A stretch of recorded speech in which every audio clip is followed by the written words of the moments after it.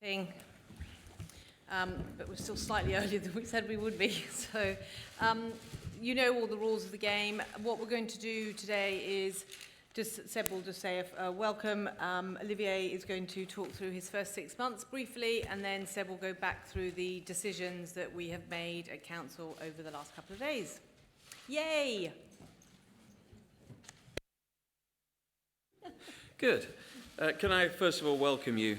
Thanks for being here, and sorry that we did slightly delay you. Amongst a very, very busy agenda over the last couple of days, we were joined by the local organising committee in London, who took us through a progress report. We're only literally a few months away from the World Championships. And from a personal perspective, for me, it's a really poignant and proud moment, because this has been a 12-year legacy story, and it's a very simple one to me. Had we not prevailed in 2005 in Singapore, there wouldn't have been an Olympic Park, there wouldn't have been an Olympic Stadium, there wouldn't have been a bid for the World Championships that we're about to enjoy, and there certainly wouldn't have been a stadium to host them in. So that has been a very good story, and I know there are any number of occasions when I get asked about legacy, and I'm sure you all think it's a fairly tiresome question. It's not. It's a very good question, because at the time I said don't judge London Games for at least a decade, and halfway through that decade we've got the third largest sporting event coming to this city, in a stadium that wouldn't have been there had there not been a legacy vision absolutely at the heart of it. But let me, before I go through the two-day programme and decisions, the key ones around the Tokyo programme, the competition dates, progress around the working groups that you know we created on some very specific areas, and of course an update on the position on RUSAF, or Russian athletics, I'm going to ask Olivier, our Chief Executive, to take you through his last 6 months, but probably slightly quicker than in 6 months. Thank you, Seb. The 3rd of April indeed marked my 6 months anniversary at the IAAF. It's been an incredible experience. Been drinking drinking from the fire hose, and some days have been longer than others, for sure. But it was especially a momentous occasion for our sport, not because of my anniversary, but because we launched officially the operation, as you know, of our athletics integrity unit, which ushers a really fascinating and extraordinary period for us and for our sport. I would like to start, if possible, with some quick observation. I remember when I first started, and I had my first meeting, I said, I think, when I joined, that we have a great sport. We actually have the best sport, and I said how much I was in awe of all these athletes and what they achieve every day on the field of play. And I still do. I still completely do, and I'm still 6 months later impressed by them. I've had the chance to travel the world. I've seen big events, small events. I've been to Australia. I've witnessed the innovation of nitro. I went to Kampala to see the amazing achievement of the world cross-country runners. I went even to Jamaica to see some development meets and some high school meets, and I saw over there the amazing excitement that they bring to local communities. And it's been a very exciting and very educational experience for me. Along the way, I managed to talk to many federations, a lot of our federations during Congress, and I'm happy to report that we have a very strong association which delivers both elite and grassroots sports. And that dichotomy, that duality of our sport is what is, I think, one of our richness and one of our incredible heritage we need to build on. And we have passionate federations, we have rich federations, we have very poor federations, some of whom sometimes just exist day by day, and mainly from the grants that the IAAF award them. We have great assets that are attractive to sponsors. I've had a chance to talk to a lot, if not all, of our partners. And a lot of sponsors and distributors want access to our assets. And finally, I'm happy to report we have a hardworking and experienced team at work in our headquarters in Monaco and in the federations and in our centers all around the world in order to drive the changes that we want to put in place. So based on these observations and based on this statement, I've been able to really focus the organization over the past 6 months in 4 key areas, 4 key priorities to allow us to execute our vision of turning this sport into a top 4 sport by 2020. First and foremost, it's been about building a team of leaders, at the senior team of leaders at the headquarters in Monaco, along dimensions like HR, commercial, legal, marketing, distribution, to really allow us to execute and really allow us to build on the skill set that we have to go and do the change that we need to do to deliver this vision I mentioned earlier. Secondly, I've been focusing on processes, and I think I'm not really exaggerating by saying there were very few processes, if at all, across the organization. So the reform that we voted on this past December have allowed us and helped us really build on this process and establish these processes for the sport to really live and grow on a global basis. And now we're implementing this process, and it's really small ranging as well as far ranging. The biggest, as I mentioned in the introduction, the biggest of those has been the establishment of the Athletics Integrity Unit and all the processes that come along with it, the requirements and the establishment of a vetting panel to get the sport through the level of governance and excellence that it requires, and of course along the way improve upon some other processes, I would say more internal processes, finance processes, approval processes, as well as evidently and eventually the IT process, the IT systems that we need to improve upon. The third aspect or the third area of focus for me has been partners and partnerships. It goes without saying that all the entirety of the sport will work on a multi-layered partnership level. Partnership at a global level, partnership at a regional level, partnership at a local level. And there, I think we have been able to actually execute and have some success. We've been able to sign a new partner in the area of equipment with the signing of ASICS. And now we're hard at work activating on our partnership with them to ensure that they maximize the assets that they have negotiated for, and that we're working on them in this area, especially around the World Championships and especially around some of the events that you'll see over the coming weeks. On the broadcast side, you've seen the announcement of our new host broadcast relationship with ITN for the Bahamas World Relays, which take place, I guess, 10 days from now, and will allow us to bring a lot of innovation to the filming and to the capturing and to the distribution of our sport, to reach new fans and try to do what we set out to do in terms of engagement and in terms of reaching out the fans where they are on all the platform where they are. And then finally, I think on the product, which has been the last aspect of the work, last but not least for sure, because it's the core of what we do. You hear us constantly talking about how we want to put the athletes at the core of what we do, and without any disrespect for them, because I come from the marketing world, they are a product, and they are a great product. But we need to innovate. We need to constantly look at bringing new ways of pushing this product along and getting this product to the next phase of its evolution. So we're looking at different things. We're looking at sports presentation, for instance, in the Diamond League. We're looking at finding a way to bring Nitro to a global platform as it deserves, and all kind of discussions, all kind of evolution that will hopefully allow us to evolve the sport over the next few years.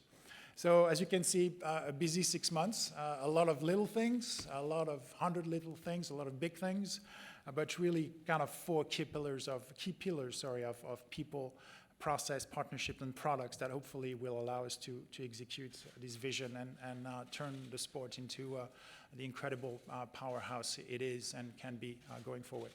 Seb? Olivier, let me take you through the decisions in simple terms. We discussed the Tokyo 2020 Games programme, and we agreed not to propose the removal of any disciplines from the current programme, given that athletes are, of course, already a year into their training cycle for the Tokyo Games. And actually, more crucially than that, of course, more than simply a year, because for some, they will have already devoted a big chunk of their young lives to the event that they have committed to. We will continue to evolve, initiate, innovate. Those conversations are taking place within our sport. You know that because we've talked about this on many occasions, and they continue to be discussed with the IOC. But to this effect, the discussions, initiatives and the proposals that are being developed and are being consulted on will be agreed within the sport.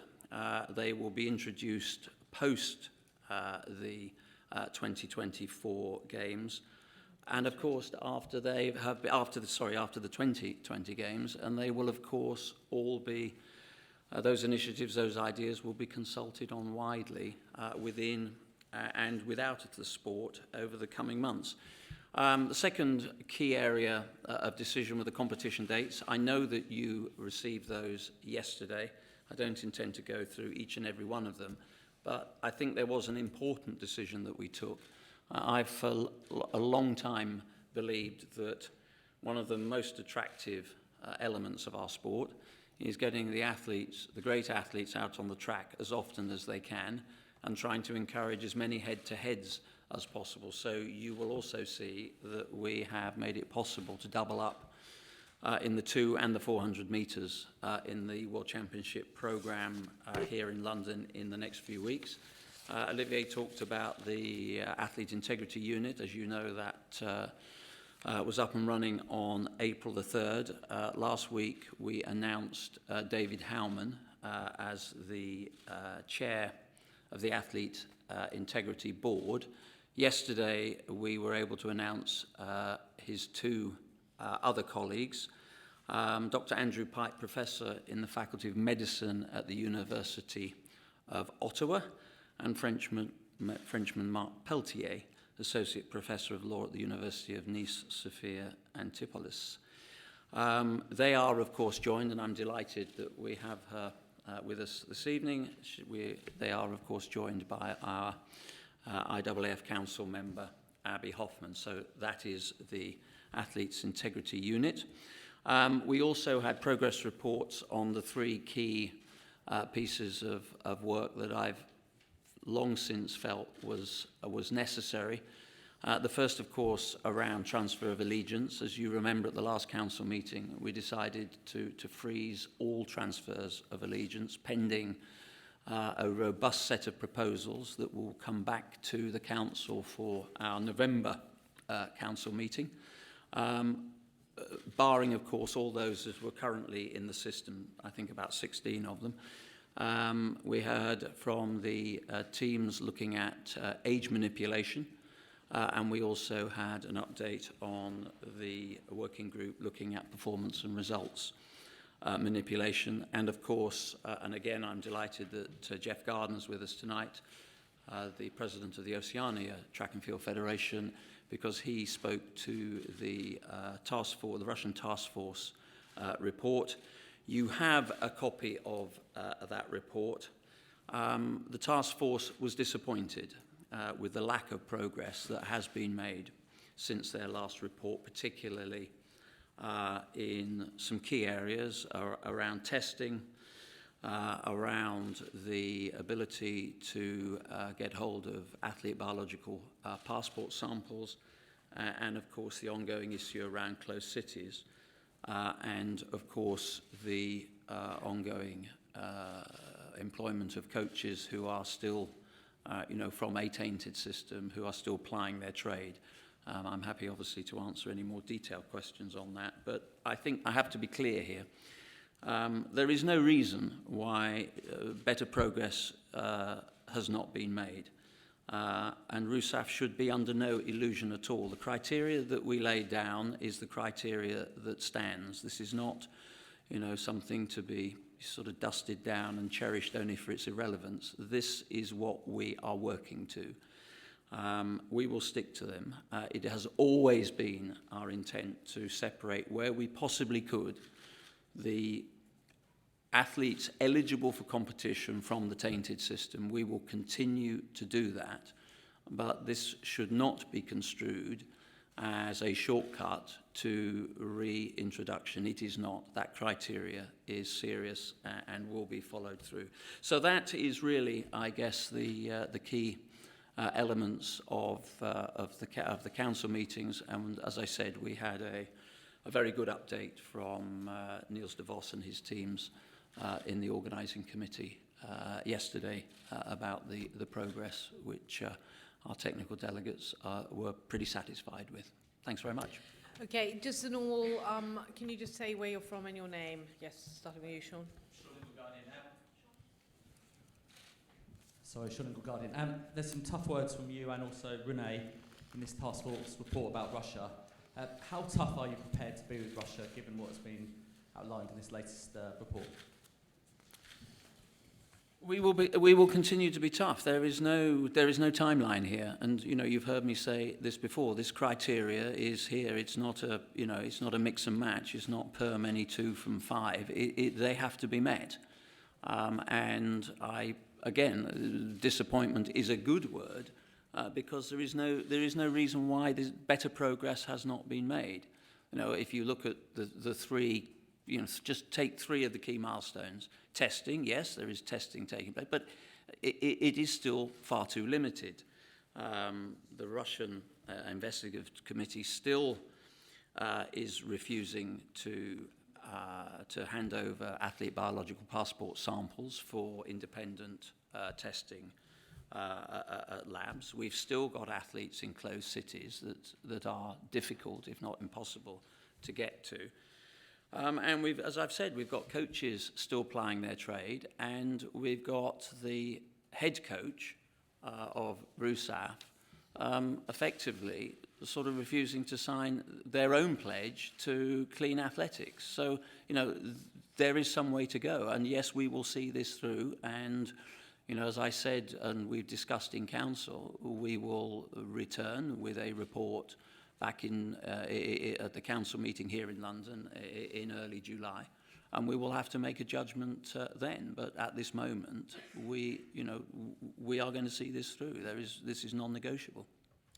Hi, Rob, and then Duncan will come over. Hi, Rob Harris from Associated Press. On Russia, is it the case that, as it stands, for as long as you are president, there is no way back for Russia at the moment as the criteria are and the way they're meeting them? And secondly, could you just provide an update on the other countries that are in critical care, particularly obviously as we see further cases this week involving other countries? Look, I've always been very clear. We're not playing politics here. The criteria was very clear. They were to deal with breaches to our anti-doping code, and that code has to be met. So this is a timeline. I've never talked about a timeline. It will be when that criteria is met, and that is in large part up to them. The task force continues to be constructive, collaborative, and work closely in this environment. But the report I have always accepted the independent report. The council unanimously accepted it today.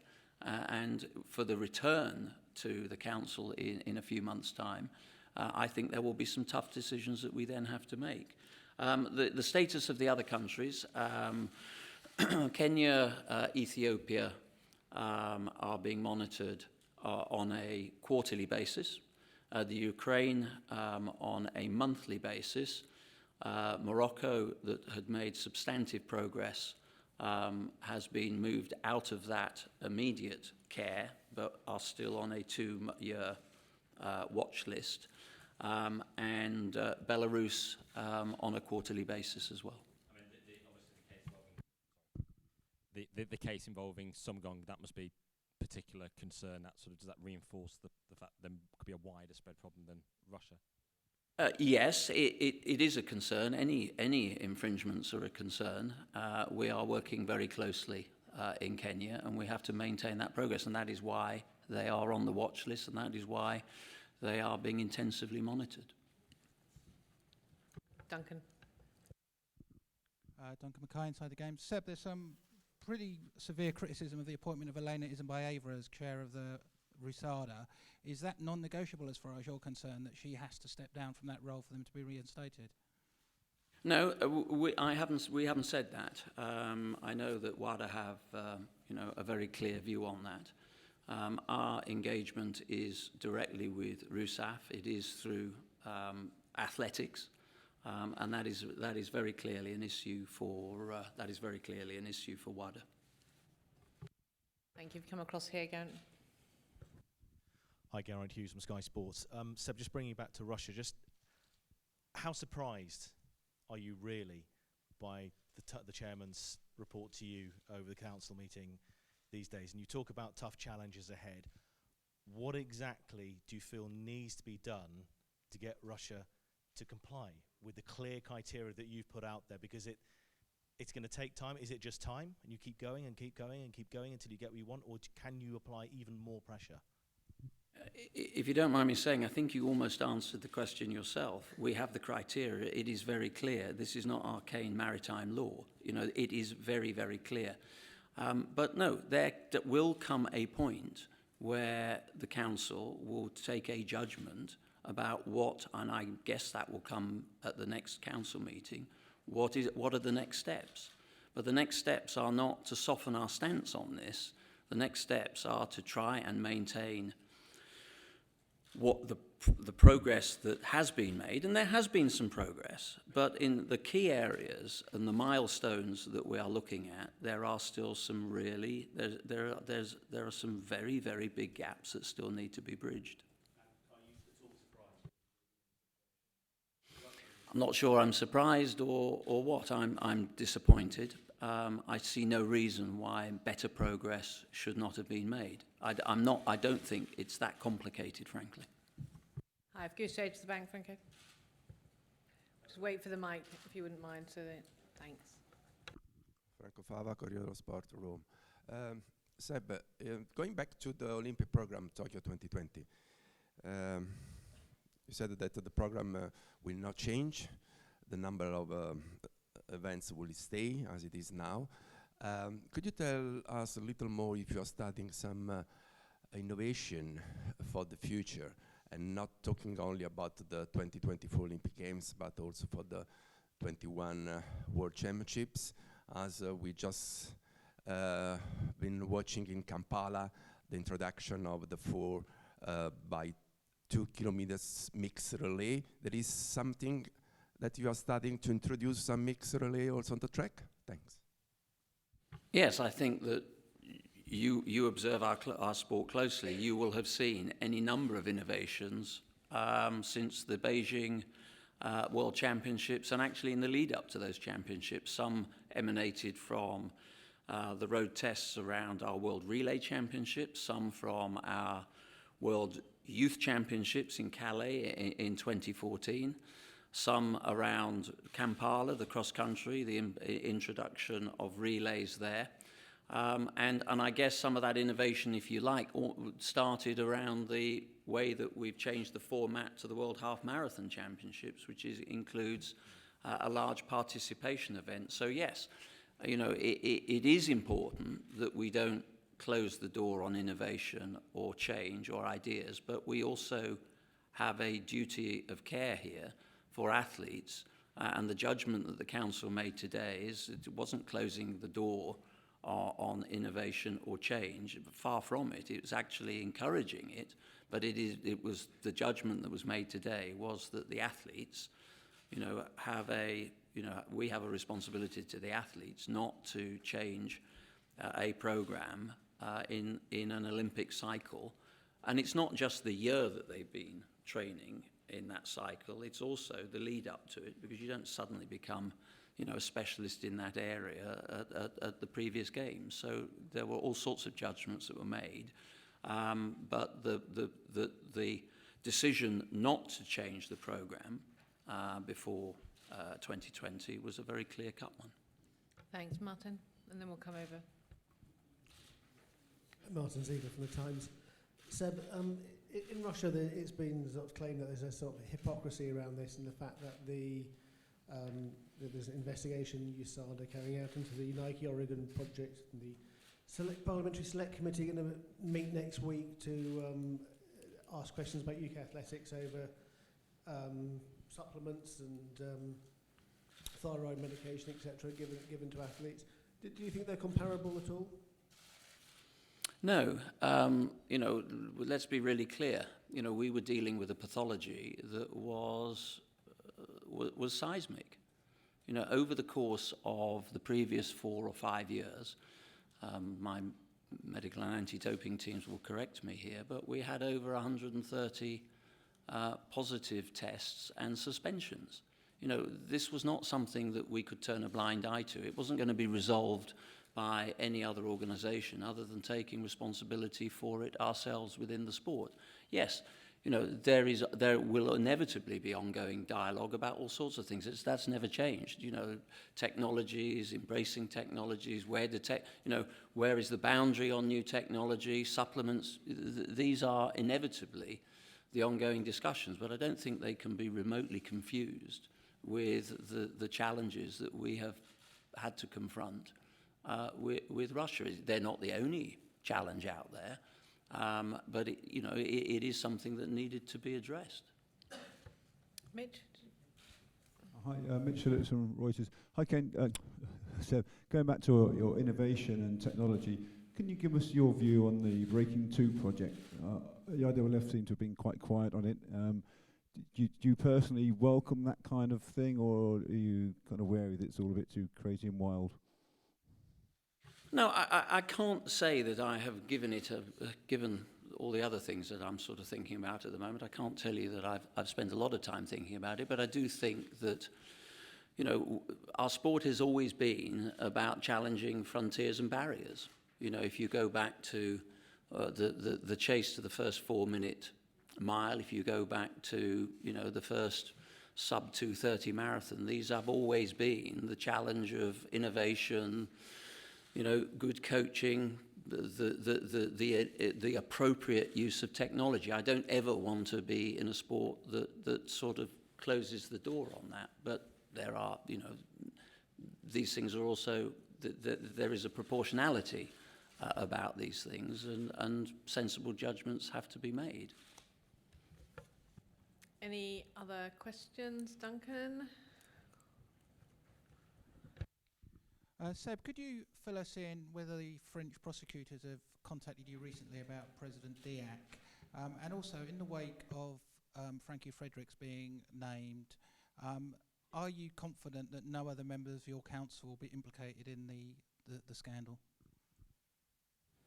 We have a good open dialogue with the French prosecutors. As you know, we have what in French law is known as partie civile, so we have proper dialogue with their teams, and we, as you know, we've fully cooperated. There has been no specific discussion about President Diac, and in terms of where else the investigation goes, I have, you know, no insight into that at all. That is something the French prosecutors are presumably working on.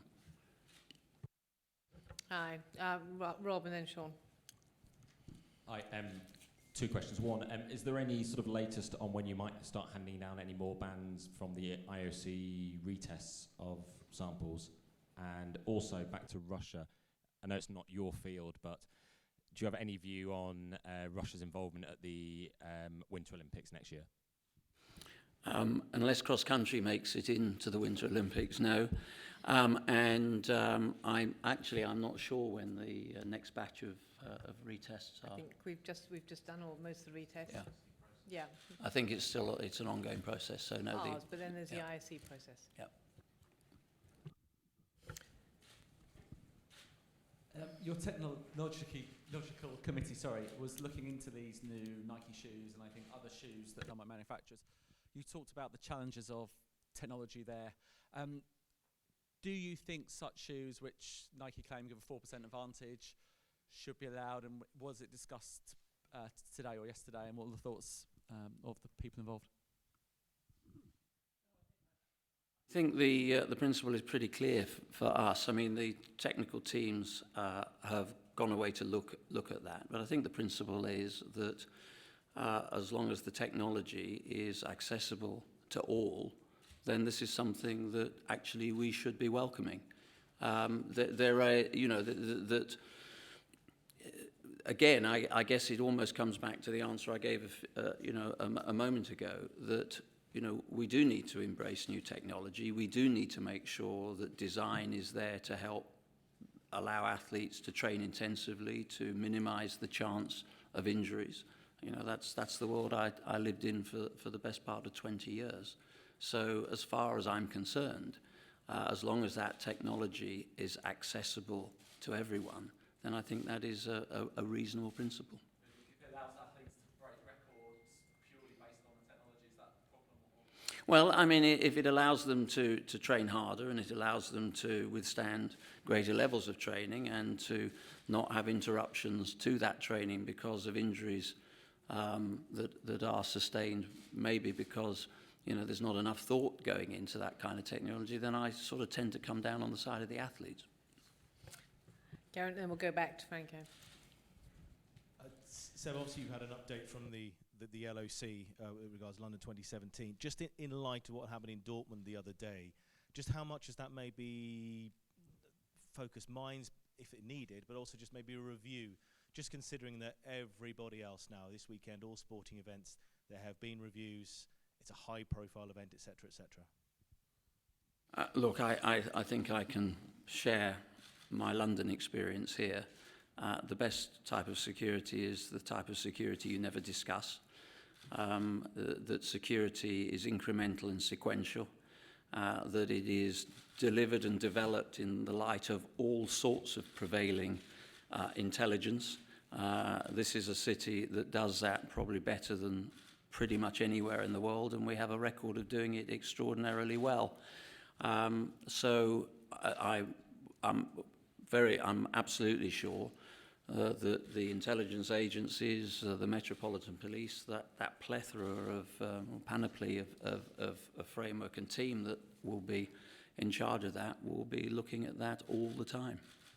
Okay, Franco, and then the last question if anyone's got one. Seb, again, talking about this project, this task force, which was set up by the European Athletic Association